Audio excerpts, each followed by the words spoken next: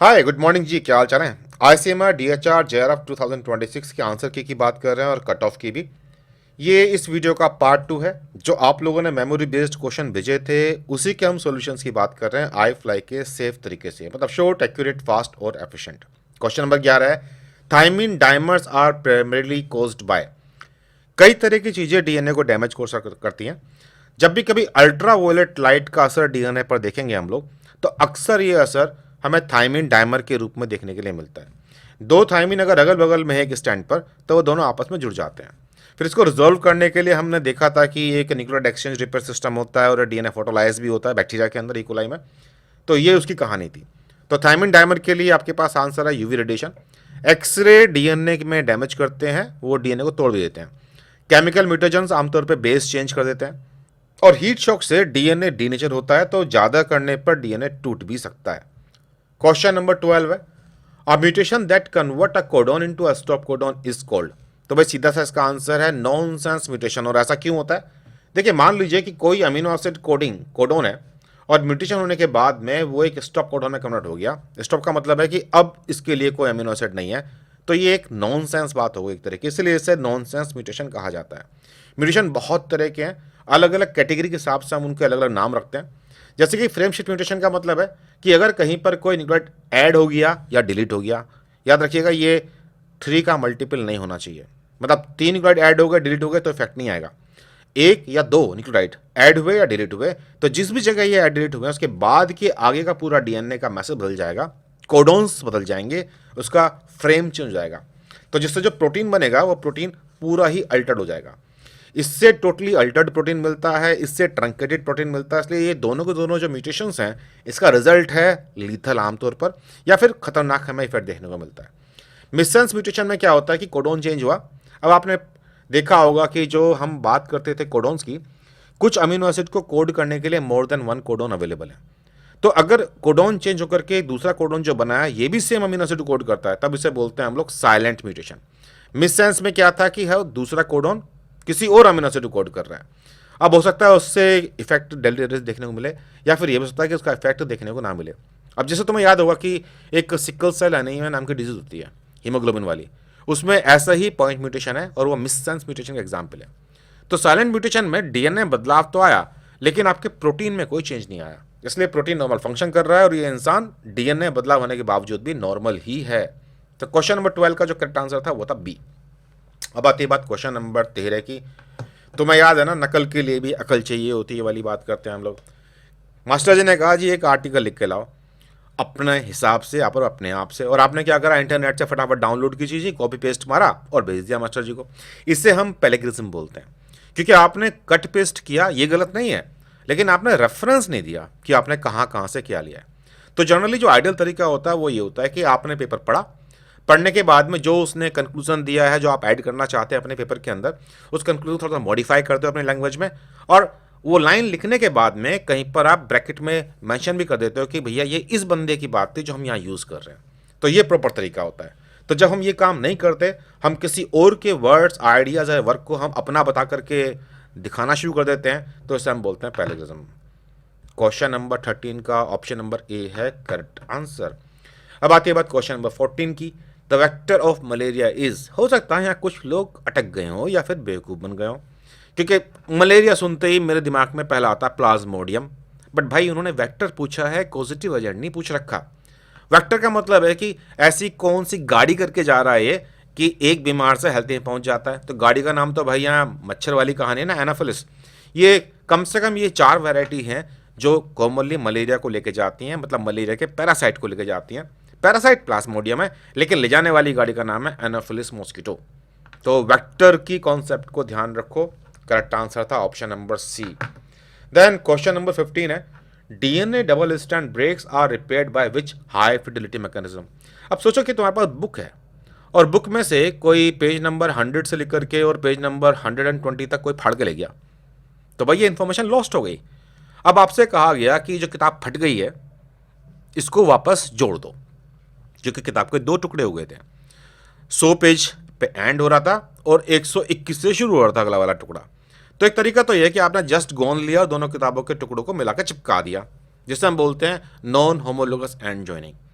तो वो जुड़ तो गई किताब, लेकिन जो बीच के पन्ने लॉस हुए हैं भाई, वो तो लॉस हो गए ना। तो इसलिए जब कभी डबल स्टैंड ब्रेक के बीच की जो लॉस्ट इन्फॉर्मेशन है मुझे वो बचानी है, हाई फिडिलिटी दिखानी है, तो फिर मैं क्या करूँगा, मैं फिर ये जो किताब थी मेरी सी कहीं से कोई कॉपी खरीद के लाऊंगा और फिर चेक करूँगा कि भाई इसमें से कौन से पन्ने मिसिंग है मैच करके, और जो मिसिंग पन्ने उनकी फ़ोटोकॉपी करा के अपनी नई किताब में लगा दूंगा। तो ये जो होमोलोगस वाला काम किया कि मैंने पहले एक वैसी ही दूसरी किताब लेके आया, उसके पन्नों की कॉपी कराई और उस कॉपी को जोड़ लिया, ये होता है होमोलोगस रिकम्बिनेशन, जिसमें लॉस्ट इन्फॉर्मेशन को हम लोग रिकवर कर लेते हैं। तो इसका आंसर है ऑप्शन नंबर सी। अब रही बात बेस एक्सचिजन रिपेयर की, तो देखिए भाई कभी कभी ऐसा होता है कि डीएनए में कोई एक बेस है जो खोटा है। अब हमने पहले इसका ग्लाइकोसिडिक बॉन्ड तोड़ा, अब या तो हम इसको सिर्फ इतने ही टुकड़े को निकाल के सही कर देंगे या फिर इसके आसपास के डीएनए को निकाल के अलग कर देंगे। तो ये है हमारा बेस एक्सचिजन रिपेयर। और एनईआर में क्या होता है कि डीएनए में कहीं पर हमारा कोई खोटा सिक्का है और हमने इतना हिस्सा काट के पूरा निकाल दिया बाहर डीएनए का पहले ही, और फिर इसको रिपेयर कर दिया। तो फर्क है कि ग्लाइकोसिडिक बॉन्ड तोड़ा था या फिर आपने फॉस्फोडाइस्टर बॉन्ड तोड़ा था, एनईआर और बीआर का। इस पर्टिकुलर क्वेश्चन के लिए जो आंसर है वो है ऑप्शन नंबर सी।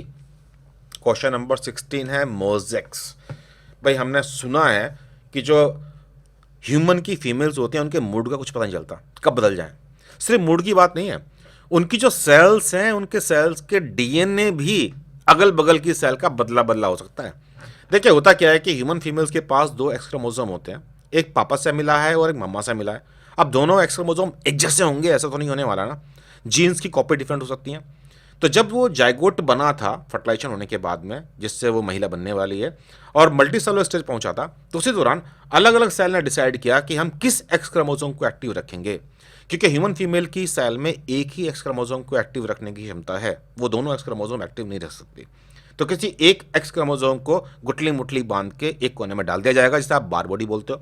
अब उसमें पैटर्नल को डाला या मैटरनल को, इस बेस पर उसकी बॉडी में अलग अलग टिश्यूज में आप पाओगे कि अलग अलग एक्स क्रोमोसोम का एक्सप्रेशन है, और इसी को हम बोलते हैं genetic mosaics in human females. तो इसके लिए करेक्ट आंसर है presence of genetically different cell population in the same individual. बाकी जो दूसरे ऑप्शन है जैसे कि बी वाला है multiple gene mutation in germ cells, expression of dominant alleles only, crossing over during meiosis, इसका इस चीज़ों से कोई कंसर्न नहीं है। क्वेश्चन नंबर 17 की बात करते हैं। When a gene is located on the x chromosome and shows different expression in males and females, it is called. कभी तुमने सोचा है कि अगर तुम मेल हो तो तुम्हारा एक्स क्रोमोसोम पापा से आया है मम्मा से आया है? भाई एक्स दोनों के पास है ना, पापा के पास ही मम्मा के पास भी। एक्स लिंक्ड इनहेरिटेंस सन को हमेशा मदर से ही मिलते हैं। फादर का एक्स क्रोमोसोम अगर सन को मिलेगा तो वाई कहाँ से आएगा सन के पास, इसलिए सन को फादर केवल वाई दे सकता है, अपना एक्स वो डॉटर को देगा। जबकि महिलाएं जो हैं वो अपना एक एक्स सन को दे सकती हैं, दूसरा एक्स डॉटर को दे सकती हैं। तो इस तरह का जो इनहेरिटेंस है उसे हम एक्स लिंक्ड इनहेरिटेंस कहते हैं। ऐसे ही ऑटोजोम क्रोमोसोम वाले जितने भी हैं हमारे, उन्हें हम ऑटोजोमल इनहेरिटेंस कहते हैं। वाई क्रोमोसोम लिंक्ड जीन के लिए हम लोग वाई लिंक्ड इनहेरिटेंस कहते हैं।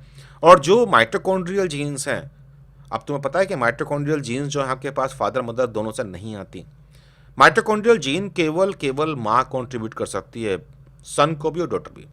तो एक तरह का ये मैटरनल इनहेरिटेंस का एग्जाम्पल हो गया माइटोकॉन्ड्रियल जीन्स के लिए। इस पर्टिकुलर क्वेश्चन के लिए सिंपल सा आंसर है option number A. Question number 18 है senescence and fruit ripening are regulated by which plant hormone. अब चाहो तो भाई तुम यहाँ पे एग्जामिनर का गला पकड़ सकते हो, अगर ये क्वेश्चन ऐसा ही है तो। यहाँ इन्होंने दो टर्म दे दी, सेनेसेंस भी दे दिया और फ्रूट राइपनिंग दे दी, और ऑप्शन में भी रख दिया इथाइलिन रैप्सिक एसिड। देखिए इथाइलिन हम जानते हैं फ्रूट राइपनिंग के लिए जाना जाता है, और एब्सिक एसिड सेनेसेंस के लिए जाना जाता है। इसके अलावा साइटोकाइनिन जो है वो सेल डिवीजन के लिए है, तो जिब्रेलिन जो है वो प्लांट की लेंथ बढ़ाने के लिए है। तो करेक्ट आंसर ए और बी ये दोनों ही हैं इस क्वेश्चन के। बट मत भूलो एम्स ने एग्जाम लिया है, और एम्स भाई किसी की नहीं सुनता, उसने जो अपना आंसर मार रखा होगा वो मार रखा होगा, और मुझे लगता है पॉसिबली ये इथाइलिन के लिए क्वेश्चन था। क्वेश्चन नंबर 19 है cell elongation is mainly promoted by. देखिए यहां पर मैंने समरी दे दी है सभी की। ऑक्सीजन का काम है सेल को इलोंगेट करना, जिब्रेलिन का काम होता है स्टेम की लेंथ बढ़ाना, और जो आपके साइटोकाइनिन्स हैं ये माइटोसिस इंक्रीज करते हैं, मतलब सेल के नंबर बढ़ाते हैं, और जो आपका एब्सिक एसिड है ये सेनेसेंस कोज करता है। जब पतझड़ के मौसम में जो पत्ते झड़ जाते हैं वो भाई किसी गाना गाने से नहीं झड़ते, वो मौसम बदलने से प्लांट भी बदल जाता है, हार्मोन्स अलग बनने शुरू हो जाते हैं, इसमें इथाइलिन भी इन्वॉल्व है और इसमें एब्सिक एसिड भी इन्वॉल्व है। इसलिए मैंने कहा था पहले वाले क्वेश्चन में कि जो मोस्ट फेवरेट आंसर होगा वो इथाइलिन होना चाहिए, क्योंकि वो दोनों जगह इन्वॉल्व है। अब आती है बात इस क्वेश्चन के आंसर की, तो यहाँ सेल एलोंगेशन की बात कर रखी थी, तो आंसर है इसका ऑक्सीजन। अब आती है बात question number 20, which component activate MSc molecules for antigen presentation. अब देखिए साहब, होता क्या है कि एमएससी ने एंटीजन पकड़ लिया, अब उसके बाद इस एमएससी कंटेनिंग सेल को क्या करना है ये दूसरी सेल्स बताती हैं, जैसे कि टी हेल्पर या नेचुरल किलर सेल्स, और ये बताती हैं इंटरफेरॉन छोड़ करके। तो इंटरफेरॉन गामा का फंक्शन खास तौर से ये है कि वो डेंड्रिटिक सेल्स को बोलता है कि MSC1 और MSC2 को और बनाओ मॉलिक्यूल्स को, और अल्टीमेटली जो पकड़ रखा है उसको डिग्रेड कर जाओ। मतलब ये सही मायने में मैक्रोफेज को भी एक्टिवेट करती हैं। इंटरफेरॉन अल्फा और बीटा ये सेल के अंदर एंटीवायरल स्टेट पैदा करती हैं, इन्हें हम लोग टाइप 1 इंटरफेरॉन भी कहते हैं। जब वायरस सेल के अंदर घुसता है तो अगर सपोज करो कि चोर तुम्हारे घर में घुसा और तुम सारे दरवाजों में ताला मार के घर से भाग जाओ, तो चोर क्या चुराएगा, क्योंकि वो तो खुद बंद हो गया ना किसी दरवाजे के अंदर। तो ऐसे ही ये भी होता है कि interferon alpha beta immediately translation को होल्ड करवा देते हैं और एमएससी मॉलिक्यूल्स को भी अप रेगुलेट करते हैं, लेकिन मेन काम है सेलुलर एक्टिविटीज को स्लो डाउन करना ताकि वायरस रेप्लिकेट ही ना कर पाए, इसलिए ये भी एंटीवायरल प्रॉपर्टी दिखाते हैं। इंटरफेरॉन गामा जो है ये बेसिकली एमएससी मॉलिक्यूल्स को अप रेगुलेट कराना, और साथ में इसका काम है मैक्रोफेजेस को भी एक्टिवेट करना कि जो तुमने पकड़ रखा है खा जाओ। ऐसे ही कुछ पाथवेज TNF अल्फा की भी होती हैं। अब आती है बात क्वेश्चन नंबर 21 की, which cells respond first to viral infection. तो जब भी कभी वायरस आता है तो हमारा इनेट इम्यून सिस्टम उसके सामने खड़ा हुआ है, और यहाँ पर देखेंगे तो इनेट इम्यून सिस्टम में से केवल एक ही सेल अवेलेबल है, वो है नेचुरल किलर सेल। कभी भी फर्स्ट रिस्पॉन्स में आपको जो सेल सामना करने के लिए मिलेंगी वायरस का, ये है मैक्रोफेजेस, डेंड्रिटिक सेल्स जिन्हें हम एंटीजन प्रेजेंटिंग सेल बोलते हैं, और इसके अलावा नेचुरल किलर सेल्स। तो ये इमीडिएटली काफ़ी सारे तरह के इंटरफेरॉन्स बनाती हैं, परफोरेंस, ग्रेन्जाइम्स बनाती हैं, और जब भी वायरस इन्फेक्टेड सेल्स है उसको मार देती हैं ताकि वायरस और ना रेप्लिकेट कर सके। अब क्वेश्चन नंबर 22 कहता है कि primary characteristic of the first primary immune response is.